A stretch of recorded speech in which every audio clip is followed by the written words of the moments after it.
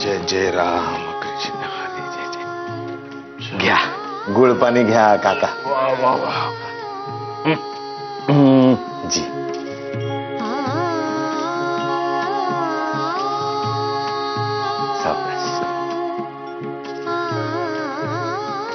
वा पांडुबा जी आज असे वाड्यात शांत शांत का वाटते आहे? आता तुम्हासनी काय सांगायचं काकासाहेब, अहो आपले मोरोबा त्यांनी तिसरी बी बायको गमावली ना। काय? जी त्यामुळं थोरले मालक माई साहेब आबा बाबा समदे करविरास गेलेत। अरे अरे अरे अरे वाईट झालंय।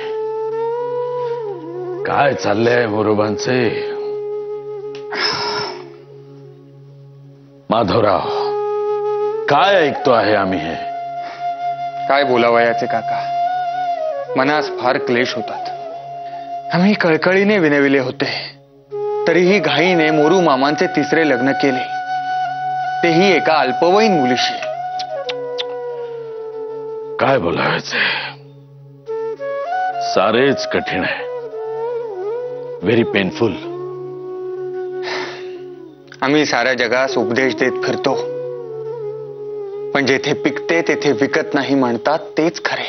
असो, या विषयावर कितीही माथेफोड केली तरी सुद्धा ती थोडीच आहे।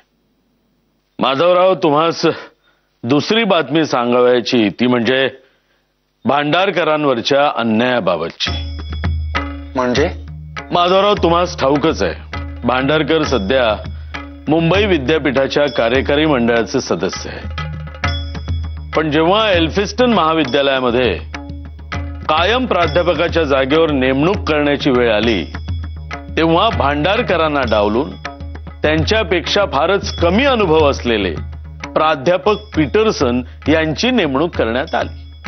खरे तर रामकृष्ण पंत भांडारकरांसारख्या जगभरातील संशोधकांनी गौरवलेल्या आणि ज्यांच्या शोध निबंधामुळे जगास पौर्वात्य ग्रंथ, हिंदू धर्माकडे तसेच बौद्ध जैन इत्यादी धर्मांकडे सुद्धा पाहण्याची तुच्छतावादी वृत्ती बदलण्यास भाग पाडले,